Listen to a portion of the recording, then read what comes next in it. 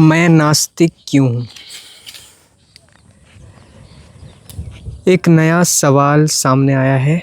क्या ये घमंड के कारण है कि मैं सर्वशक्तिमान, सर्वव्यापी और सर्वज्ञ ईश्वर के अस्तित्व में विश्वास नहीं करता?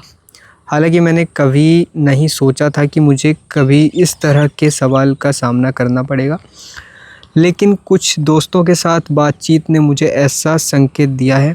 अगर मैं बहुत अधिक नहीं सोच रहा हूँ तो मेरे साथ कुछ समय के संपर्क से वे ये निष्कर्ष निकाल रहे हैं कि मैंने ईश्वर के अस्तित्व को बहुत नकारा है और मेरी बातों में कुछ हद तक घमंड था, जिसने मेरे अविश्वास को और पुख्ता किया। ये समस्या बहुत गंभीर है। मैं इन मानवीय लक्षणों से ऊपर होने का दावा नहीं करता। मैं एक आदमी हूँ और इससे ज़्यादा कुछ नहीं हूँ।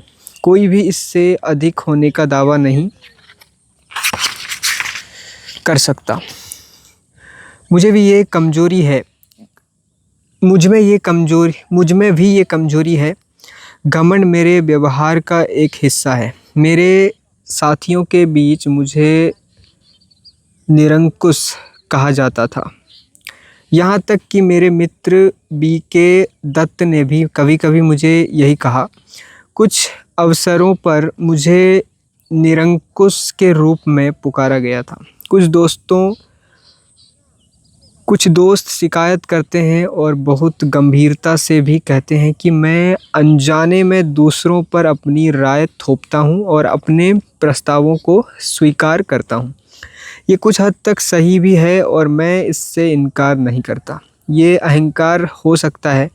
मुझ में उतना ही घमंड है जितना कि किसी भी अन्य लोकप्रिय पंथों के विपरीत अपने पथ पर है। पथ या पंथ, लेकिन वो व्यक्तिगत नहीं है। हो सकता है कि ये हमारे पंथ में बौद्ध अभिमान हो और इसे घमंड नहीं समझा जाता हो। घमंड या अधिक सटीक कहें तो अहंकार किसी के स्वयं में अनुचित गर्व की अधिकता है। फिर ये ऐसा अनुचित अभिमान है जिसने मुझे नास्तिकता के लिए प्रेरित किया है, या ये इस विषय पर बहुत सावधानीपूर्वक अध्ययन के बाद है और बहुत विचार करने के बाद मैं भगवान के अस्तित्व में अविश्वास करने लगा हूँ। ये एक ऐसा प्रश्न है जिसकी मैं यहाँ चर्चा करना चाहता हूँ। मुझे पहले ये स्पष्ट करने दें कि अहंकार और घमंड दो अलग-अलग चीज़ें हैं। सबसे पहले मैं इस बात को समझने में पूरी तरह से असफल रहा हूँ कि किस तरह के घमंड या व्यभिचार कभी भी ईश्वर पर विश्वास रखने वाले व्यक्ति के रास्ते में आ सकता है। मैं किसी भी महापुरुष की महानता को पहचानने से इनकार कर सकता हूँ, बशर्ते मैंने भी बिना किसी योग्यता के या फिर इसी तरह के उद्देश्य के लिए आवश्यक या अपरिहार्य गुणों के वास्तव में न होने पर निश्चित मात्रा में लोकप्रियता हासिल की हो। ये मुश्किल है, लेकिन किस तरह से भगवान पर विश्वास करने वाला व्यक्ति अपने निजी घमंड के कारण विश्वास करना बंद कर सकता है? इसके केवल दो ही तरीके हैं। आदमी को या तो खुद को भगवान का प्रतिद्वंदी समझना शुरू कर देना चाहिए, या वो खुद को भगवान मानना शुरू कर सकता है, और दोनों ही मामलों में वो सच्चा नास्तिक नहीं बन सकता। पहले मामले में वो अपने प्रतिद्वंदी के अस्तित्व से इनकार नहीं कर सकता। साथ ही दूसरे मामले में वो प्रकृति के सभी कार्यों के होने के लिए किसी शक्ति के गुप्त रूप से होने की बात को स्वीकारता है। ये हमारे लिए कोई महत्व नहीं रखता है कि वो खुद को उस सर्वोच्च शक्ति के रूप में देखता है, या ये सोचता है कि वो सर्वोच्च चेतना उससे उससे इतर है, अलग है, उसकी मान्यता है। वो किसी भी तरह नास्तिक नहीं है। तो यहाँ मैं हूँ, मैं ना हूँ, पहली श्रेणी में आता हूँ। तो यहाँ मैं ना, तो यहाँ मैं हूँ, मैं ना तो पहली श्रेणी में आता हूँ और ना ही दूसरी श्रेणी में।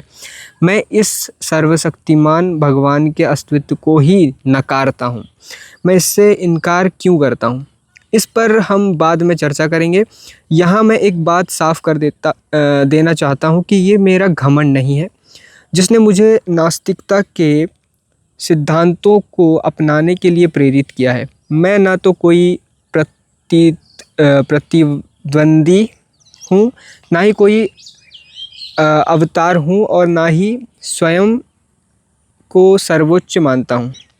एक बात तो तय है कि ये वो घमंड नहीं है जिसने मुझे इस सोच की ओर अग्रसर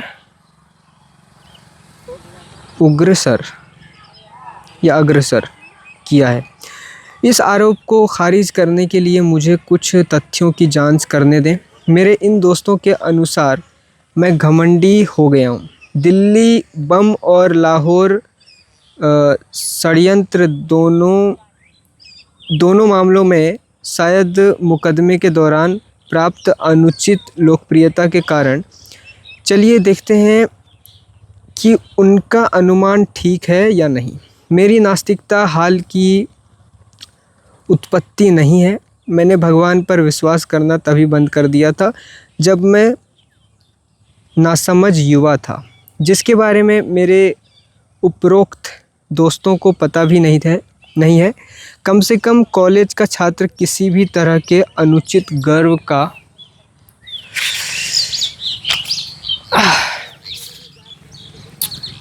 आनंद नहीं ले सकता जो उसे नास्तिकता की ओर ले जाए। हालांकि कुछ प्रोफेसरों का चहेता और कुछ अन्य लोगों द्वारा नापसंद, मैं कभी भी एक मेहनती या अध्ययनशील लड़का नहीं था। मेरे अंदर घमंड करने जैसी भावनाओं में लिप्त होने का कोई हुनर नहीं था।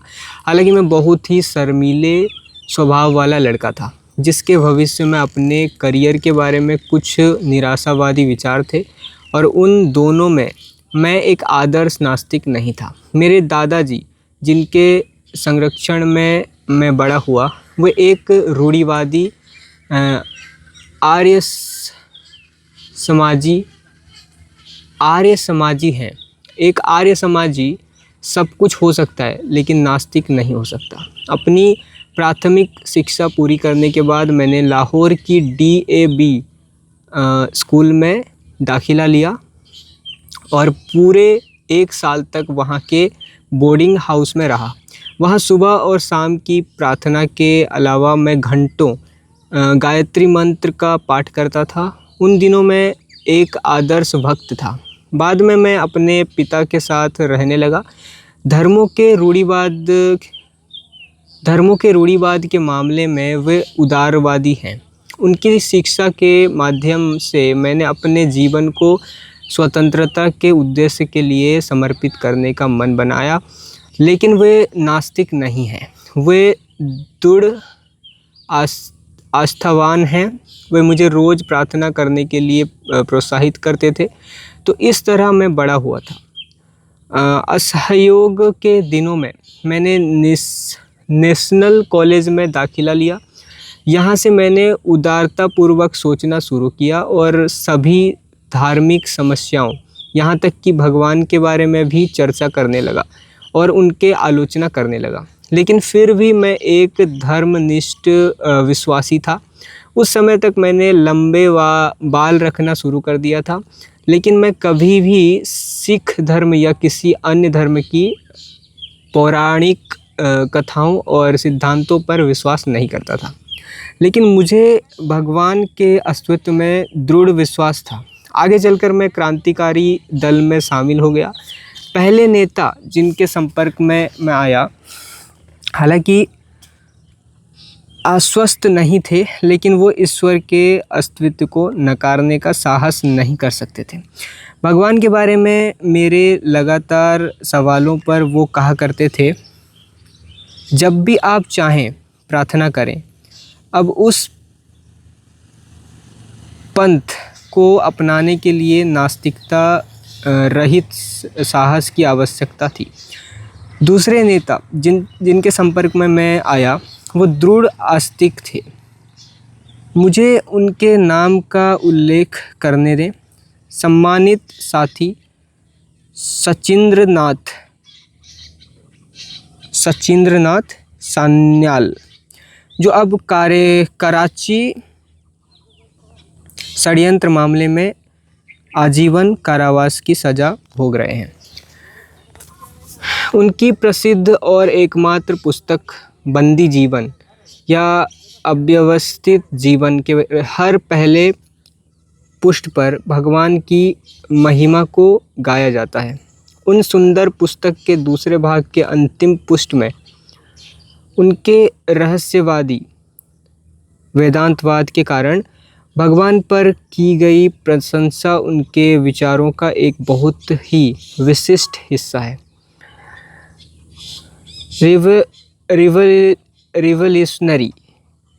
रिवोल्यूशनरी लिफलेट, क्रांतिकारी पर्चा, जिसे 28 जनवरी 1925 को पूरे भारत में वितरित किया गया, अभियोजन पक्ष के अनुसार उनके बौद्धिक श्रम का परिणाम था।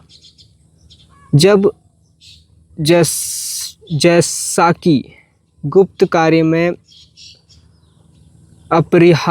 अपरिहार्य है, प्रमुख नेता अपने विचारों को व्यक्त करते हैं, जो उनके स्वयं के व्यक्ति को बहुत प्रिय है और बाकी सब अनुयायियों को उनसे सहमत होना पड़ता है। उन मतभेदों के बावजूद जो उन्हें हो सकते हैं, उस पर्चे में एक पूरा पैराग्राफ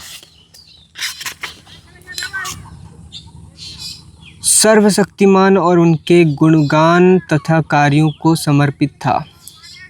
वो सब रहस्यवाद हैं। मैं जो इंगित करना चाहता था वो ये था कि अविश्वास का विचार क्रांतिकारी पार्टी में अभी अंकुरित भी नहीं हुआ था। प्रसिद्ध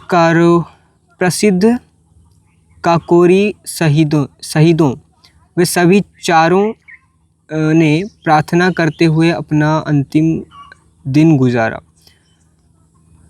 राम प्रसाद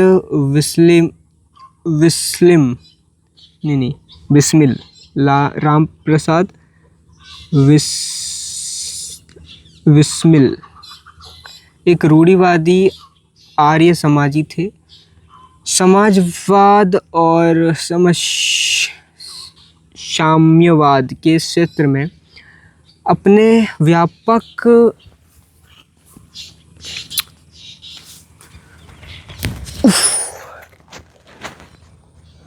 समाजवाद क्षेत्र में अपने व्यापक अध्ययन के बावजूद राजन लाहिड़ी उपनिषदों और गीता के मंत्रों को उच्चारित करने की अपनी इच्छा को दबा नहीं सके। मैंने उनमें से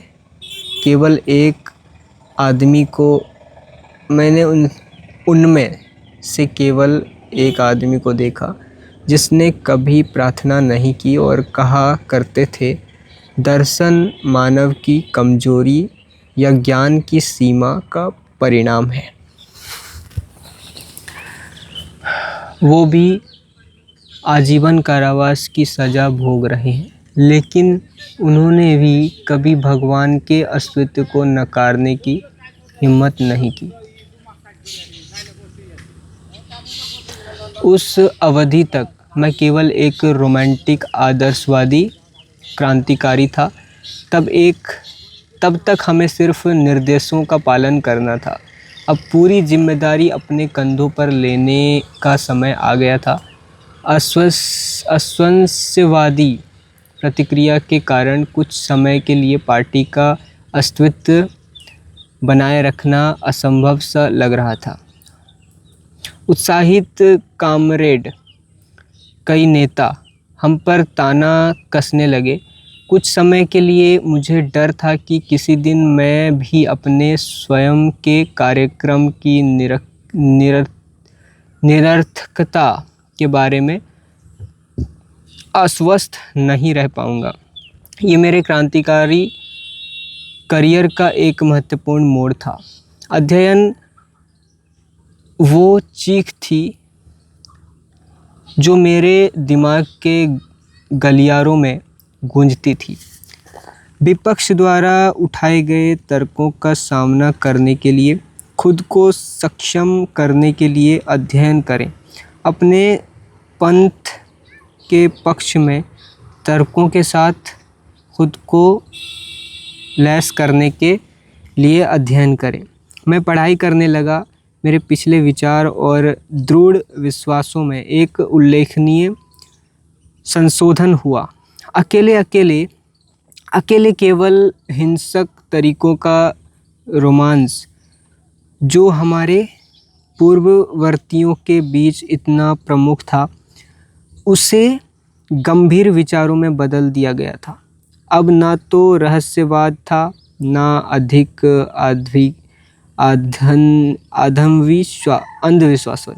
अंधविश्वास। यथार्थवाद हमारा पंथ बन गया। बल का उपयोग बेहद आवश्यकता के रूप में सहारा लेने पर उचित। सभी जन आंदोलनों के लिए अपरिहार्य नीति के रूप में अहिंसा तरीकों के बारे में इतना कुछ। सबसे महत्वपूर्ण बात थी उस आदर्श की स्पष्ट अवधारणा जिसके लिए हम लड़ना चाहते थे। चूँकि कार्रवाई के क्षेत्र में कोई महत्वपूर्ण गतिविधियां नहीं थी, इसलिए मुझे विश्व क्रांति के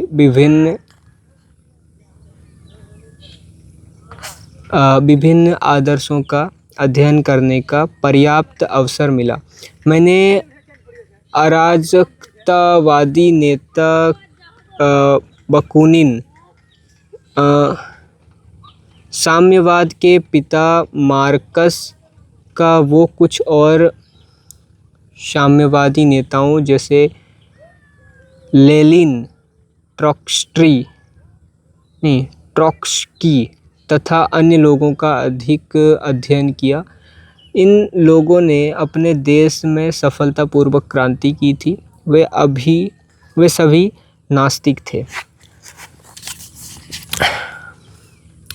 बाकुनिन का भगवान और राज्य, हालांकि केवल उसका एक हिस्सा ही विषय का एक दिलचस्प अध्ययन है। बाद में मैं निरलंबा स्वामी की कॉमन सेंस नामक एक पुस्तक को पढ़ने लगा। ये केवल एक प्रकार की रहस्यवादी नास्तिकता थी। ये विषय मेरे लिए अत्यंत रुचिकर बन गया। 1926 के अंत तक मैं सर्वशक्तिमान सर्वोच्च के अस्तित्व के सिद्धांत की आधारहीनता के प्रति आश्वस्त हो गया था, जिसने ब्रह्मांड का निर्णय, मार्गदर्शन और नियंत्रण किया था। मैंने अपने इस विश्वास को छोड़ दिया था। मैंने अपने दोस्तों के साथ विभिन्न विषयों पर चर्चा शुरू कर दी। मैं निश्चित तौर पर नास्तिक बन गया था, लेकिन इसका क्या मतलब है, इसकी चर्चा अभी की जाएगी। मई 1927 में मुझे लाहौर में गिरफ्तार किया गया। ये गिरफ्तारी मेरे लिए आश्चर्यजनक थी। मैं इस तथ्य से बिल्कुल अनजान था कि पुलिस मुझे गिरफ़्तार करना चाहती थी। अचानक से एक बगीचे से गुज़रते हुए मैंने खुद को पुलिस से घिरा पाया। मुझे खुद आश्चर्य हुआ। मैं उस समय बहुत शांत था। मुझे कोई हड़बड़ाहट महसूस नहीं हुई, ना ही मुझे कोई उत्तेजना का अनुभव हुआ। मुझे पुलिस हिरासत में ले लिया गया। अगले दिन मुझे रेलवे पुलिस लॉकअप में ले जाया गया, जहां मुझे पूरा 1 महीना गुजारना था। पुलिस अधिकारियों के साथ कई दिनों की बातचीत के बाद मैंने अनुमान लगाया कि उन्हें काकोरी पार्टी के साथ मेरे संबंध और क्रांतिकारी आंदोलन के संबंध में मेरी अन्य गतिविधियों के बारे में कुछ जानकारी थी। उन्होंने मुझे बताया कि जब वहाँ मुकदमा चल रहा था, उस दौरान मैं लखनऊ गया था। मैंने उनके बचाव को लेकर एक निश्चित योजना पर बातचीत की थी और उनकी स्वीकृति प्राप्त करने के बाद हमने कुछ बम खरीदे थे और बमों में से एक बम के परीक्षण के लिए 1926 में दशहरे के अवसर पर उसे भीड़ में फेंका था। उन्होंने मेरे भले के लिए आगे मुझे सूचित किया कि अगर मैं क्रांतिकारी पार्टी की गतिविधियों पर कुछ प्रकाश डाल सकता हूं, तो मुझे जेल में नहीं रहना होगा, बल्कि मुझे बरी कर दिया जाएगा तथा पुरस्कृत भी किया जाएगा। यहाँ तक कि अदालत में गवाह के रूप में प्रस्तुत भी नहीं किया जाएगा। मुझे प्रस्ताव पर हंसी आ गई। ये बस दंभ था, ये सब दंभ था, मतलब झूठ था शायद। हमारे जैसे विचार रखने वाले लोग अपने ही निर्दोष लोगों पर बम नहीं फेंकते। एक दिन सुबह श्री न्यूमैन, जो CID के तत्कालीन वरिष्ठ अधीक्षक थे, मेरे पास आए और मेरे साथ बहुत सहानुभूतिपूर्ण बात करने के बाद उन्होंने अंततः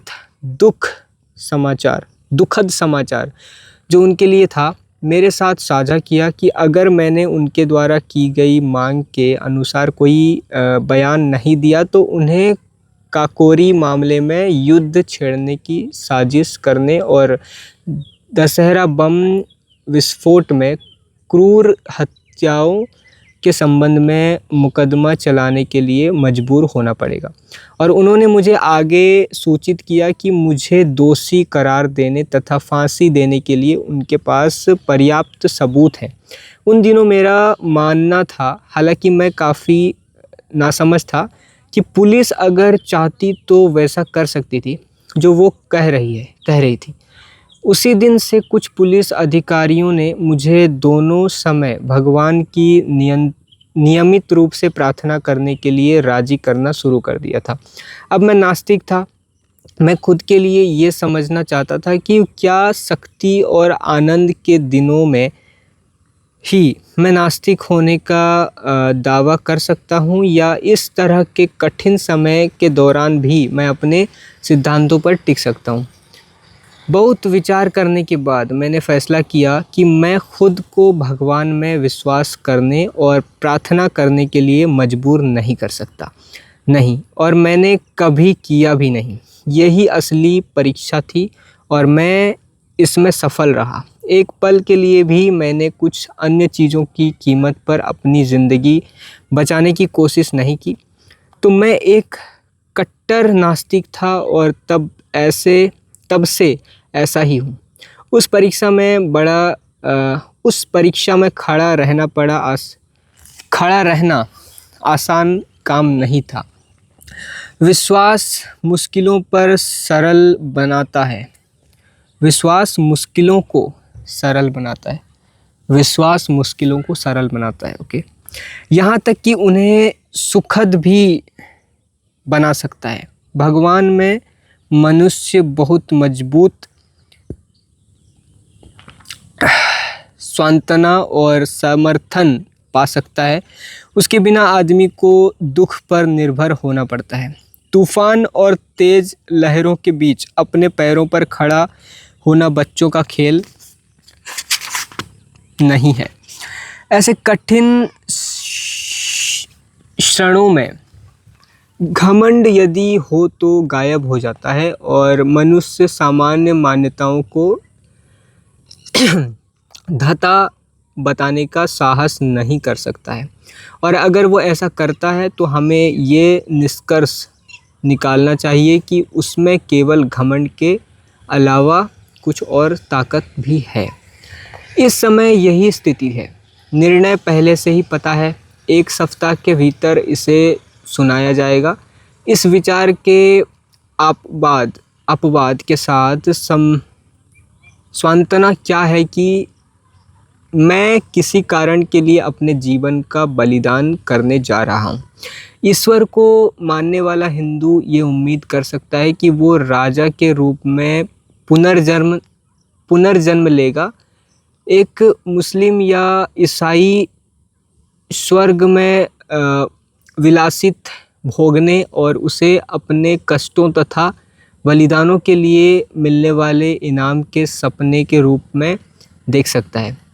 लेकिन मुझे क्या उम्मीद हो सकती है? मुझे पता है कि जिस समय रस्सी मेरी गर्दन में डाली जाएगी और मेरे पैरों के नीचे से फट्टे हटाए जाएंगे, वो अंतिम क्षण होगा।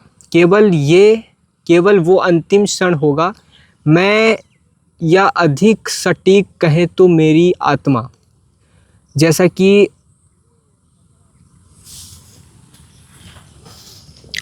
तत्वमीमांसा शब्दावली में व्याख्या की गई है, सब वहीं समाप्त हो जाएगा, आगे कुछ भी नहीं। संघर्ष के सूक्ष्म काल में इस तरह की शानदार मौत अपने आप में इनाम होगी, अगर मुझ में इसे लेने की हिम्मत है। बस इतना ही, बिना किसी स्वार्थ उद्देश्य के यहाँ या उसके बाद सम्मानित होने के इच्छा के साथ, बहुत ही निष्ठुरता से मैंने अपना जीवन स्वतंत्रता के लिए समर्पित कर दिया है, क्योंकि मैं अन्यथा नहीं कर सकता था। जिस दिन हम इस मनोविज्ञान के साथ बड़ी संख्या में पुरुषों और महिलाओं को पाएंगे जो मानव जाति की सेवा और पीड़ित मानवता की मुश्किल के अलावा किसी और चीज़ के लिए खुद को समर्पित नहीं कर सकते हैं, उस दिन स्वतंत्रता के युग की शुरुआत होगी। ये लाइन और एक बार पढ़ना पड़ेगा। जिस दिन हम इस मनोविज्ञान के साथ बड़ी संख्या में पुरुषों और महिलाओं को पाएंगे जो मानव जाति की सेवा और पीड़ित मानवता की मुक्ति के अलावा किसी और चीज़ के लिए खुद को समर्पित नहीं कर सकते हैं, मानव जाति के अलावा, ओके, उस दिन स्वतंत्रता के युग की शुरुआत होगी। न राजा बनने के लिए और ना ही इस जन्म में या अगले जन्म में या स्वर्ग में मृत्यु के बाद किसी भी अन्य पुरस्कार को पाने के लिए। क्या वे उत्पीड़कों, पोषकों, शोषकों और अत्याचारियों को चुनौती देने के लिए प्रेरित होंगे?